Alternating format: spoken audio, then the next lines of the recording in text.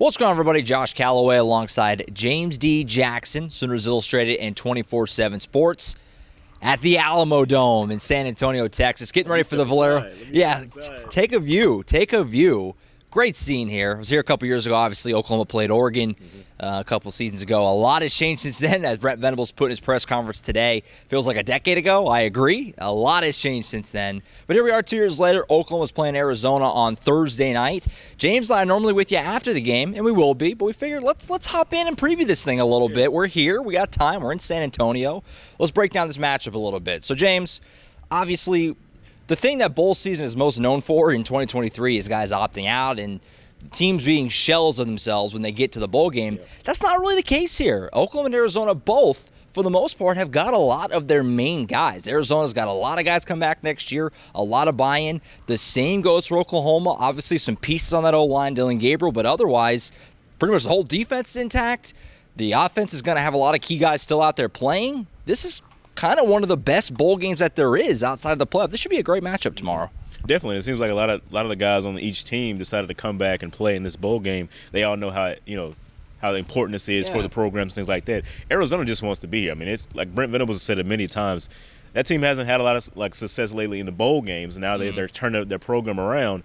They're finally here, and those guys are going to play. We talked to their players yesterday, and they're like, "This is our championship, man. We're all going to be here." There's only one guy that's opted out, and he's an offensive lineman for them.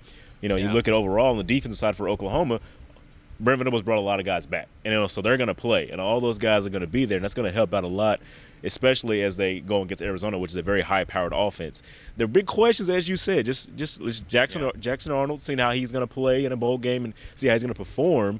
And then you also got offensive line, new offensive coordinator. Those are the big changes for this bowl game. But other than that, it's all going to be the same. And even the Seth Luttrell, the new offensive coordinator, we talked to him yesterday, he's like, we're going to run the same plays we've always run. I mean, we're not going to change too much in just this week's span. So everybody should be very comfortable with what happens on Thursday. Absolutely. So look at each side of the ball. Offensively, the storylines are very obvious for Oklahoma. First start for Jackson Arnold. Yep. It's his show. Yep. His era is underway.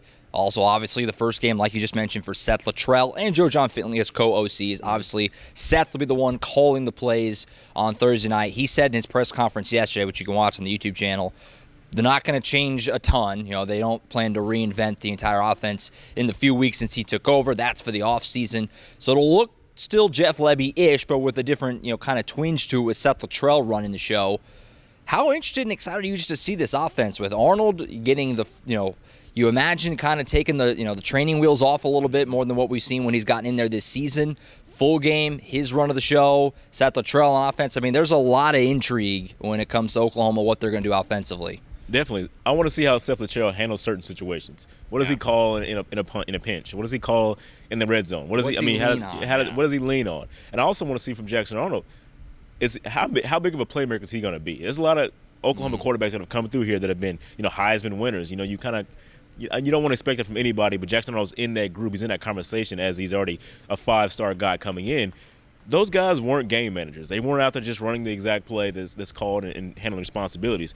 He's got to be a guy that can make plays and do his own thing every once in a while. Make a play here when Oklahoma really needs it. How will he be able to do that? He'll have a very good test against Arizona in this one. So that'll be fun to see. What's going to happen there? What about you? What do you got? Yeah, I mean, there's so much pressure kind of on Jackson Arnold because, I mean, fair or not, and it's not fair, but the way it is that whatever he does out here tomorrow, that's what we're all going to go on for 8 months or whatever until he takes over next September. If he plays great, he's winning the Heisman. If he's shaky, everybody's going to think, oh, gosh, he's not what we all thought he was. And so my advice would be to not overreact too much either way. I think he's going to be good. I'm excited to see it. They have a lot of the key pieces. We talked about the offensive line has been well documented. They're going to be missing 3 starters in this game. Obviously, Andrew Rame, Tyler Guyton to the NFL, Caden Green transferred over to Missouri. But you still have both your tackle, or, the tackles who started the last game with Sexton and Walter Rouse. You still got McKay Metallier. And then you kind of filled in from there. Troy Everett played this season. Probably Caleb Schaefer at that other guard spot. So they have veterans in there. I don't think the offensive line is going to be too shaky. But, yeah, there's a lot to be interested in offensively all the way around. What does Sawchuk look? I mean, there's a lot of interest. That's the thing about that offensive line. I mean, we talked about it all season long. It's kind of weird that all these guys were coming in, plugging and playing. Now it's a benefit. Yeah, now because now there isn't anybody that's starting for the offensive line in this game on Thursday that hasn't played this year. So they've all had reps with the starting unit, and so that's already good for Oklahoma as they had all these different scenarios happening for them on the offensive line. So that'll be fun to see. Yeah, good defensive front for Arizona too. They're one of the better rush defenses that Oklahoma's seen this year. Top 30, I think, in sacks. So they got some guys who can get after you. The secondary is their weakness. They have given up some yardage in the air this year, so maybe Jackson Arnold can take advantage of that with all these receivers who are all playing. Obviously, Farouk's still here. Obviously, Drake Stoops is going to be out there. He wouldn't miss a game if his life depended on it. And all the other guys, Nick Anderson. It's going to be fun to see what Jackson Arnold can do with these guys in his first real start tomorrow. Now, defensively, big challenge. Arizona can really play on offense. They have a lot of studs. Obviously, Fafita, the young quarterback. Jed Fish talked about it today. He took over as a freshman in a pinch. They lost a couple of close games to Washington and USC, and then after that, this offense has been humming. The end of the year is one of the hottest teams in the country. They've got a stud young receiver, McMillan, who's top 10 in the country in receiving yards as just a sophomore. He'll be back next year. And like we said at the top, a lot of their key guys, pretty much all of them really, are playing in this game. So offensively, it's going to be a challenge here for Oklahoma's defense. This Arizona team can move the ball and put up some points. Yeah, and Brent Venables has talked about it a lot. This team has found their rhythm heading into the end of the season. That's not the teams you usually want to play when you're going to a bowl game. It's like this team hasn't been very shaky since the quarterback came in and took over and just found his way. Jed Fish talked about that as well. It's like they handle it all well now. They're really good. They're humming, as you said, and this offense is as an Oklahoma fan, that's something you need to worry about because that's something you need to really pay attention to because they found their rhythm. And he's a guy that's very committed to Arizona, the quarterback, and they talked about how much of a leader he is at the press conference today. So that's something you need to worry about if you're Oklahoma. Just pay attention to that. Oh, yeah. And the one thing that gives you confidence if you're Oklahoma, obviously, your defense is playing. The defense that you've seen is going to play. Danny Stutzman, back. Billy Bowman, back. The D tackles, back. Obviously, Woody Washington's playing in this game. We don't know for next season just yet, but he's going to play this week. So your starting defenses are going to be out there. So a chance for kind of a springboard into next year for Oklahoma. And also, we've talked about it the last couple of weeks, how huge it was that they got Stutzman back and Bowman. And now you have a chance to go put out a good performance and just ride that into the offseason and have all this momentum with the guys you have coming in, that signing class, which we talked about. This is a chance for a springboard moment. It's not, you throw on the panic button if Arizona gets some points on the board, but this is a huge chance to feel good about things moving, into the next season in the SEC, obviously. So, I guess final thoughts in this game, and you want to make a pick? You want to make a pick? It's hard. Bowl games are hard. Yeah, they're very difficult. Obviously, because usually you don't know who's going to be playing and things like that, but now it's like this seems pretty decent. Oklahoma's been a top 5 offense, top 10 offense throughout the year. It's just they have those changes now. How will they look? That's why it's much more difficult for this prediction, and so to speak, in terms of what we've been doing, because you don't really know how they're going to handle things yet. You don't really know. They say they're going to stay to the status quo, but we don't really know. We haven't really got a chance to really look at practices as much as would have liked to. We saw a couple 15-minute scrums here and there, but haven't really seen plays and things like that being run from the offensive unit. So I'll let you go first. Saying all that, I'll let you go first.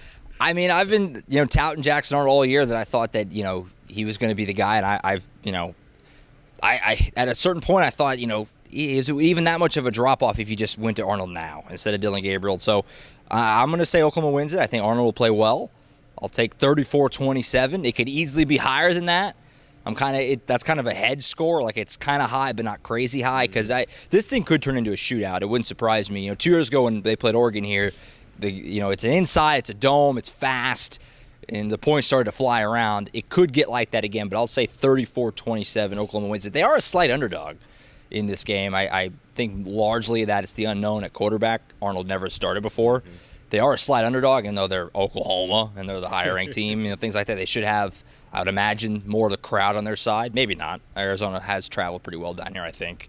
But I'll take the Sooners by a touchdown. Should be a good game. Yeah, I really like that prediction, like that score. I'm going to go OU 31-24, very close game as well. Arizona just has a lot of familiarity with their team. Like we said, everybody's coming back, things like that. OU, I think, just has the more talented overall unit, and I think that'll pay very well for them. They've done it before, things like that, So 31-24, I like Oklahoma's odds. I like their chances here. Yeah, this is a spot that, around the country, probably looking at this game, I'm assuming, probably think, what's Oklahoma's motivation level? I feel like these guys are locked in. They're ready to play this game and finish. And so, since so many of these guys are coming back, the guys we mentioned, Stutzman, Bowman, Ethan Downs, I think there's a lot of impetus and desire to win this and ride it, get 11 wins, and take it. So I think they're going to come out ready to go. Arnold's first start. I think everybody's locked in and treating this like we really want to win this. We're not just here for going through the motions. We want to win this game. Arizona wants to win this game. So this should be a very intense and competitive matchup tomorrow. I'm excited for it. I love it when you read the dictionary before you get up here. Impotence. That's a new one. There you go. He's got another one. Got to work the vocab. I've actually heard that one before, though, so that one's just fine. I love it. There you go.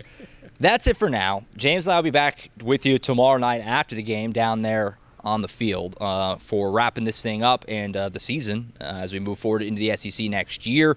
There's so much content on the site, oklahoma.247sports.com. More to come from San Antonio. Tom Green also down here with us, of course, as well. Lots there for you. More to come. The press conferences are on the YouTube channel as well if you want to check those out from Brent Venables, Seth Luttrell, Joe John Finley. Some players were alongside those guys as well yesterday.